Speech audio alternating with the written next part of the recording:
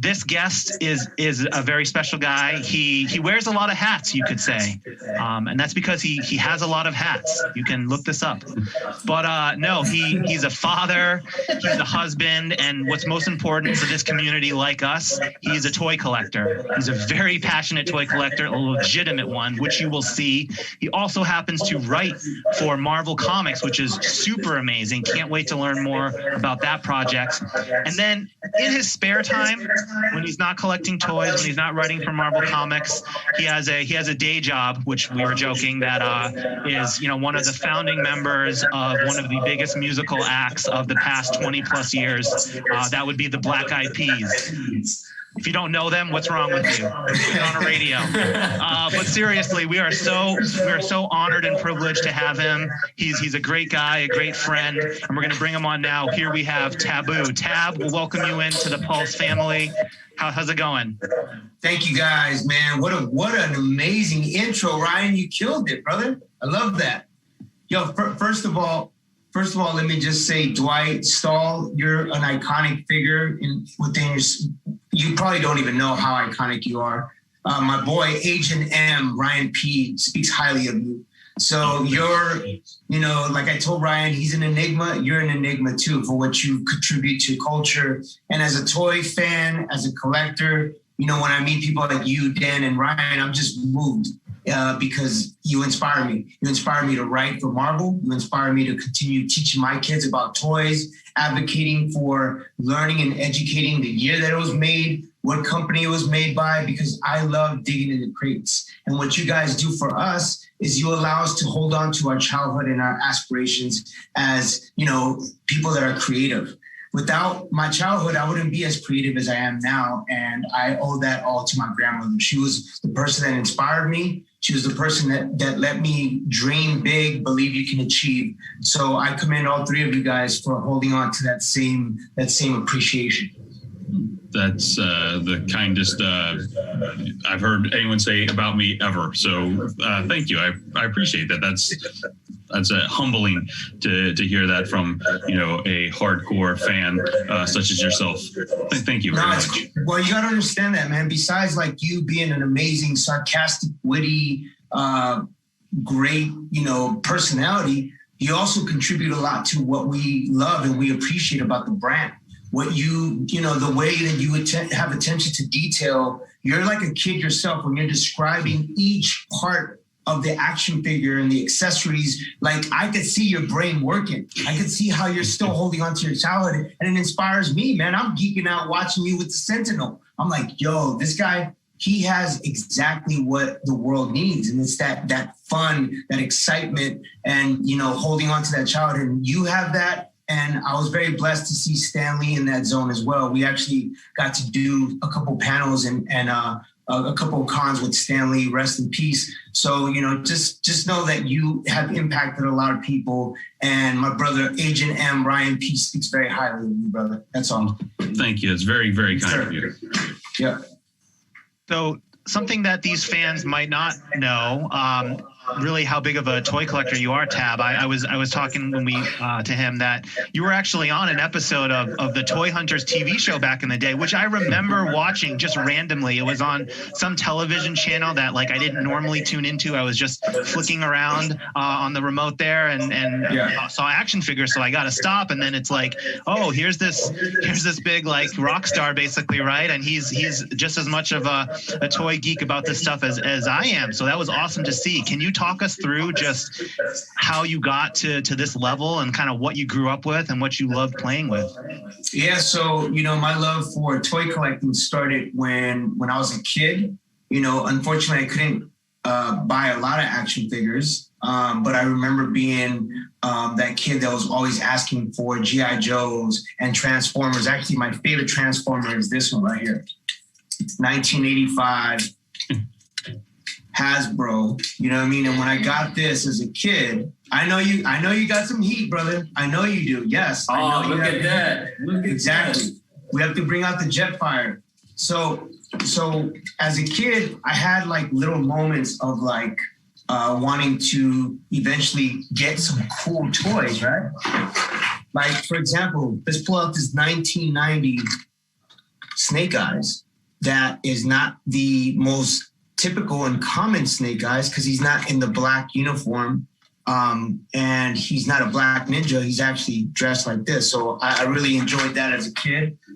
But, you know, as I started becoming professional, I started investing in my collection, rock and stock, because I like to play with it too, because I have kids. So I would go to different parts of the world, Brazil, Japan, you know, in different parts, different regions, and get toys from different regions and bring them back home. And then my toy collecting, which Ryan calls hoarding, started to happen. And as you know, Ryan, sometimes it gets to a point where it's too much. I put it all in my studio, my music studio, and my wife's like, look, your toys are taking over our house. We barely have any place to move. We can't walk around. So right now, I have my stuff in storage, and I know that it's blasphemous for our toy collectors. It's blasphemy. I get that. I apologize, ladies and gentlemen. But I promise you, I would be back on the table, back on the chopping block when it comes to my toy museum. That's what I call it.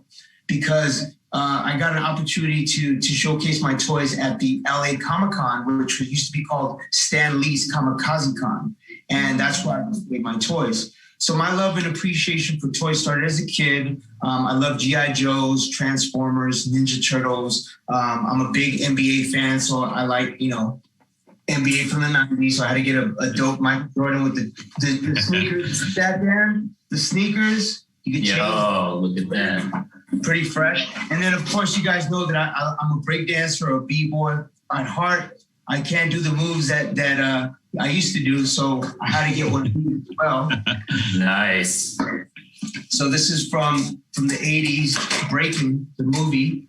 Rest in peace to Boogaloo Shrimp. You know, he just passed away. So that was an iconic movie for me as a kid, as a dancer, as a hip hop kid.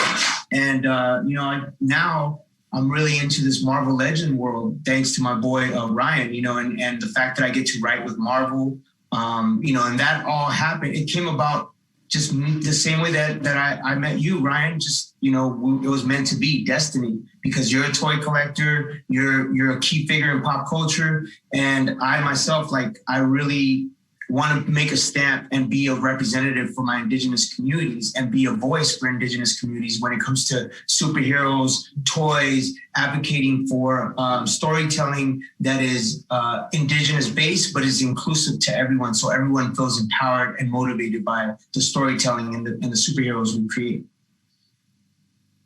Yeah, Dad, thank you so much, man. That was, like, honestly, just having you here, making you wait, made me nervous. I was like, yo, we can't make Taboo wait, you know what I mean? Like that. And yo, and if anybody hasn't heard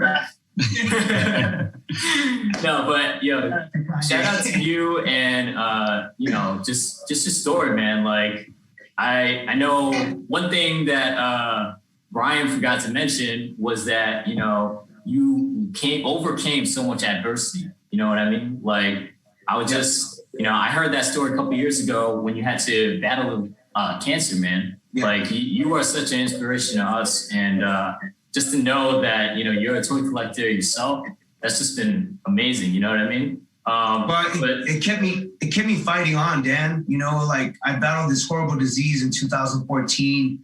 You know, wasn't sure how it was going to turn out because I was doing heavy chemotherapy for 12 weeks. 5 days a week. And unfortunately, when you're faced with mortality and you're faced with a horrible disease like cancer, you start making an amends with, you know, yourself. You start surrendering. And although I didn't surrender all the way, my fighter spirit kicked in and I actually beat cancer. Because, you know, those moments where I wanted to give up, the chemo was so strong that it affected me. And then like this superhuman strength that my grandmother gave me internally, not physically, internally, whether it was resilience, whether it was the will to never say die, the passion and the love I have for life, it kept me fighting.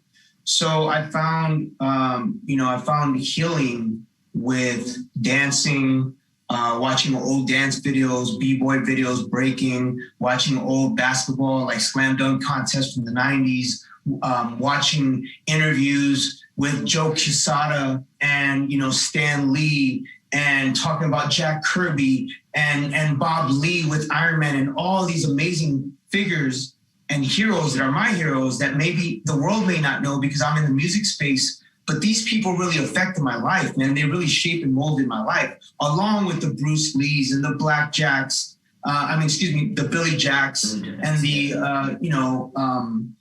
heroes that were on television, like Spirit from G.I. Joe, and then you had, you know, Red Wolf from the Marvel Universe. So these heroes are a direct reflection of me appreciating our culture, my culture, and just wanting to use that blessing of all these inspirations and apply it to my writing. And it just helped me through my chemotherapy. It helped me take my mind off of the trauma that I was experiencing, because I was seeing all this inspiration and all the good stuff that I love, man. Toy collecting. I actually went to Comic-Con during my 3rd round of chemo and was like so messed up, like from the chemo, that I didn't care. I just wanted to be immersed within the people, man. Immersed at the vendors, going to Mark Huckabone and Jordan Hambro, the toy hunter, and just, you know, getting a piece of that, like smelling the toys, looking at the toys, seeing the years it was made, seeing if it's graded and not graded, like all those things that keep my mind going. So, you know, I credit my childhood and my love for toys to be part of my healing process. I mean, I get it when you talk about going to Comic-Con for something like that. It's like for those who have never had the opportunity to go, they don't understand the positive environment to having, that many nerds and geeks of every type of pop culture gathered in one safe place, that it doesn't matter what you're into, everybody welcomes everybody there, and it's like the most magical week. And I know personally it recharges me for half a year when you go to those shows and you're meeting the people and you're out there shaking hands and you're talking about what you love to the people who love it even more than you. It's crazy, and I can't believe you did that going through that. But honestly, Dwight, it was so humbling, because here I am geeking out over cosplayers, geeking out over, you know, illustrators and toy designers and vendors, and I'm like fanning out, and they're like, well, how do you know me? I'm like, you guys don't understand exactly what I did with you, Dwight. Speak from the heart. Speak candidly and transparently. Like, I'm not trying to bullshit you, dude. I don't have time to bullshit you. But what I do have time to do is to just say thank you. Thank you for what you guys represent to us as collectors, as toy nerds, as cats that, like, I want to pass the same energy that I have with you guys to my kids. I'm trying to educate them. Yo, Ryan blessed me with an amazing collection that we started playing. I sent you the video, Ryan, of us playing in the morning. Like, us diving into creating a universe with these new Marvel legends, because I want them to feel that same thing that I had as a kid and still as an adult. I'm not growing up anytime soon, guys. This is not, I don't care if I am a father and a husband and all the stuff that I had the beautiful intro by Ryan, but at the end of the day, I still love my child like qualities as far as like my imagination and the creativity. And that's why I think like being on the show, for me, it was such an honor, and I geeked out when Ryan's like, yo, do you want to be part of the Pulse? I said, of course I want to be part of the Pulse. Not only do you have a kick-ass team, you have an amazing brand that sees what you're trying to bring. And I told him this. I said, you are a hero to us, to folks that are of different cultures and different nationalities, to one day say, hey, I could be in a corporate setting, but still remain creative and provide opportunities for others that look just like me, man. And that's the beautiful thing, inclusivity. That's exactly what I get from you guys. I love that everybody's from different backgrounds, ethnic backgrounds, but you guys all love toys, you all love the culture, and that brings us all together.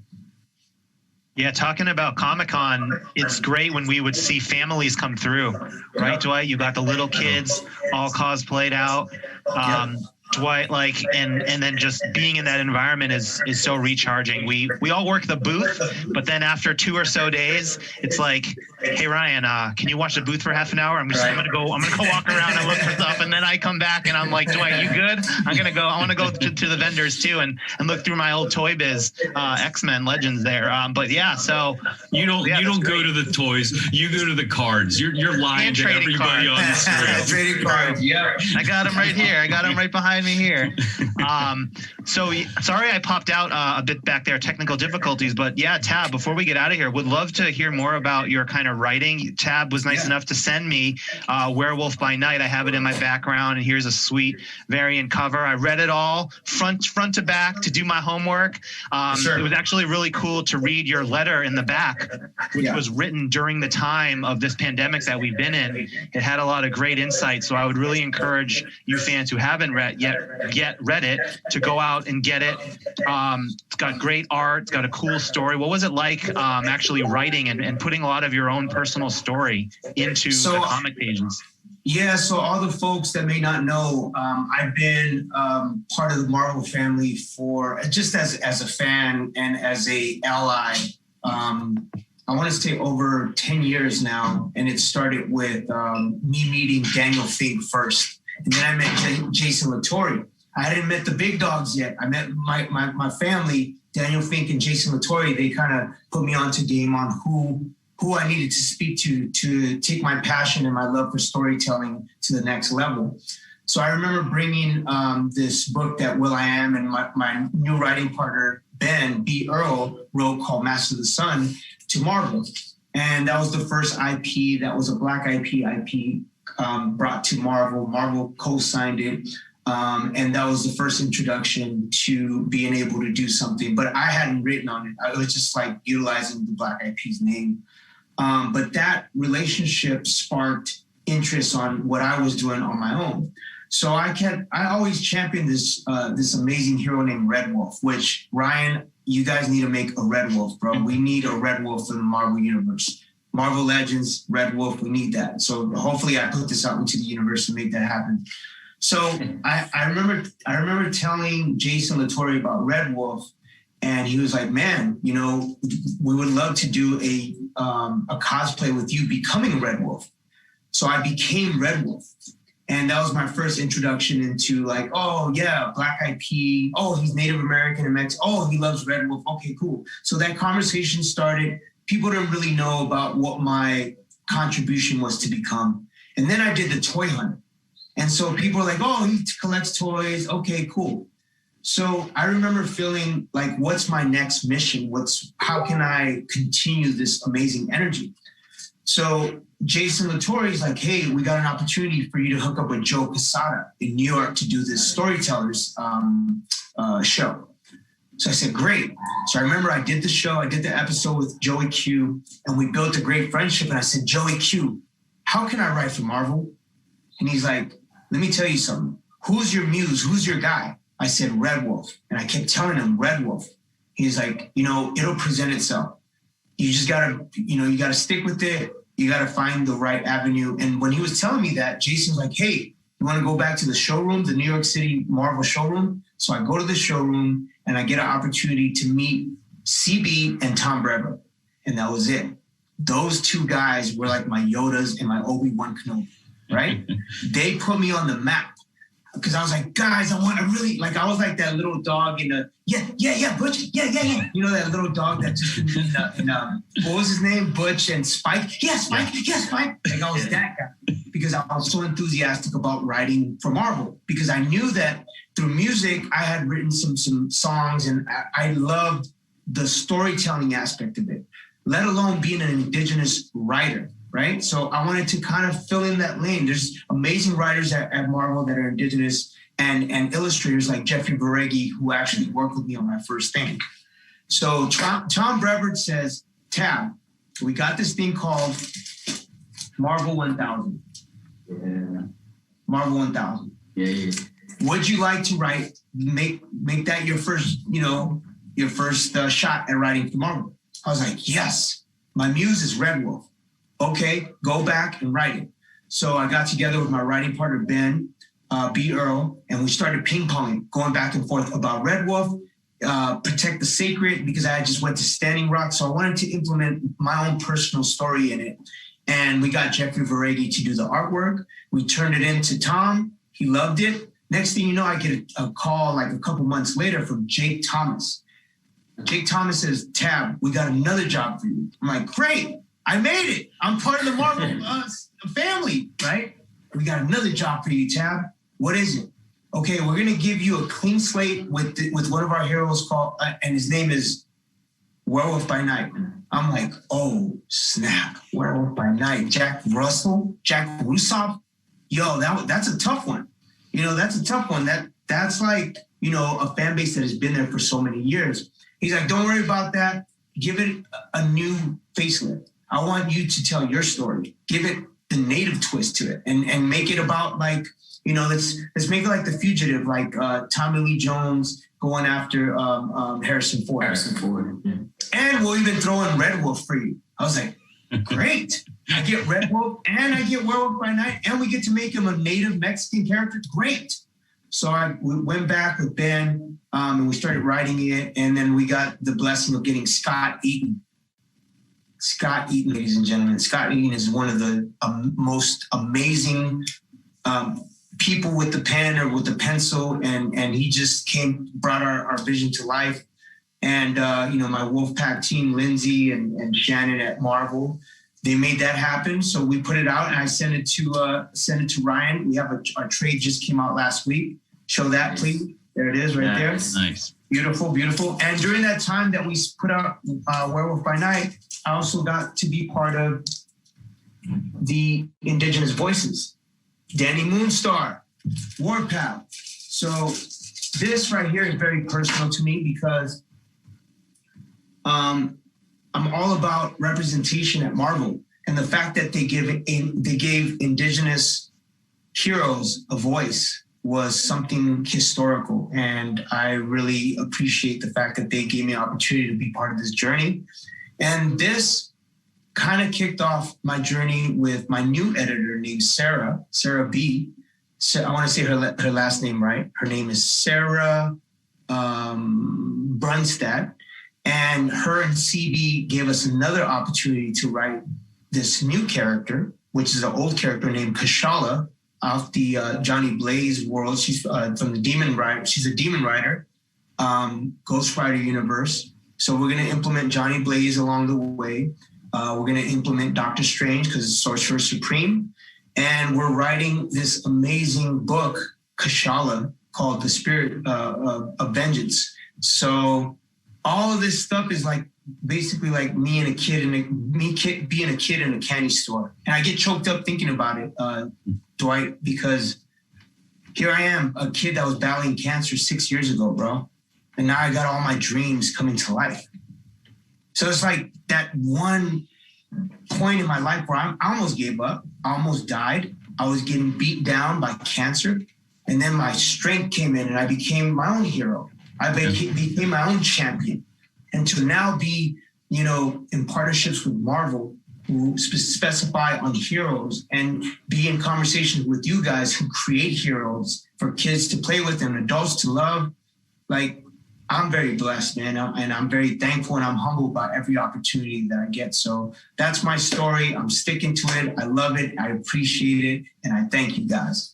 Oh, it's amazing though, because it's like you're now you're adding more stuff to the mythos to share for generations to come. So I don't know, it's yeah, we're on the plastic side, you're on the storytelling side as well as your music and everything else. But you know, that's oh yeah, I forgot about that, man. I'm so geeked out that that's like so like secondary right now because you gotta understand, man. Like I've been doing that for so long that it is second nature. I love and appreciate that blessing of being a Black IP. But at the end of the day, man, when I'm at home, I love my toys. I love my sneakers. I love, you know, just being a kid with my kids. I have 3 little ones, Jalen, Journey, and Jet. And we have fun, man. We just built a treehouse.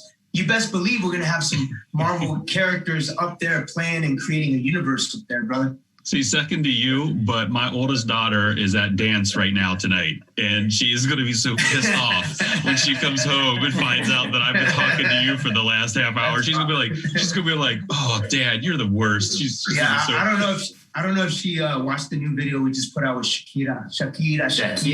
Dropped it, yeah, we just dropped a new single with Shakira. which I mean, on the TikTok app, it blew up. We haven't toured our last album yet.